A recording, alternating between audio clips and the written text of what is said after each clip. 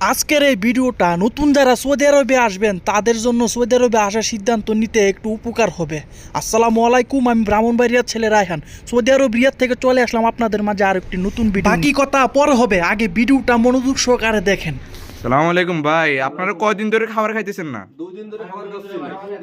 তো আপনারা আপনাদের এজেন্সির সাথে যোগাযোগ করতেছেন না? করছি, এজেন্সি বলছে ভিডিও পাঠাও।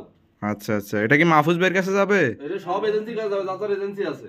আর আচ্ছা ঠিক টোটালে আছে। বন্ধ আমাদের খাবার নিচে থেকে বলেছে কোন খাবার হবে না, বাইরে থেকে তোমরা কিনে খাও। আমার টাকা আমরা কিনে খাবো কোন জায়গাতে? তো এটা কেন বলছে? আপনারা বিদেশে টাকা দিয়ে আসছেন না? অবশ্যই টাকা দিয়ে আসছি, এখন আমাদের এজেন্সি করেছে আর এর সমস্যা এর বিনিময় এখন এখানে আপনারা লোক সংখ্যা কতজন থাকেন? আইসি তো মেলা লোক 50 জনের মতো, কিন্তু উপরে এখন নিচে লোক রয়েছে 2 রুমে।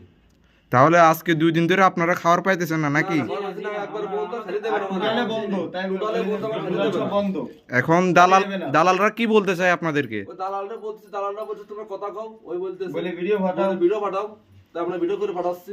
আচ্ছা আচ্ছা ঠিক আছে। একদম কাটি দিয়েন না যেন। হ্যাঁ, 25 সালে যারা সৌদি আরবে আসতে দ্বিধাদ্বন্দ্বী ছিলেন সিদ্ধান্ত নিতে, আশা করি ভিডিওটা দেখার পর আপনাদের সিদ্ধান্ত নিতে অনেকটাই উপকার হবে।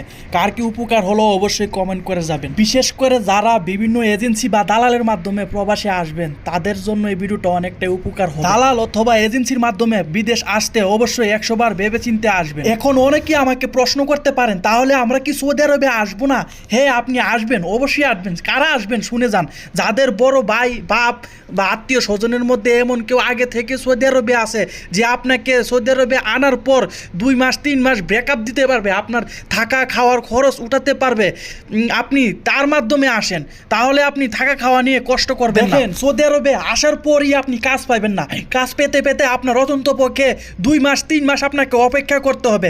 আবার কাজ পাওয়ার পরে আপনি স্যালারি পাবেন না। স্যালারি পেতে গেলে আপনাকে 2 মাস 3 মাস অপেক্ষা করতে হবে।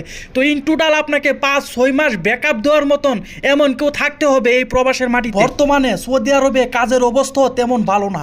যারাই সৌদি আরবে আসার সিদ্ধান্ত নিচ্ছেন একটু ভেবেচিন্তে সিদ্ধান্ত নেবেন। আশা করি ভালো লেগেছে ভিডিওটা লাইক দিয়ে যাবেন।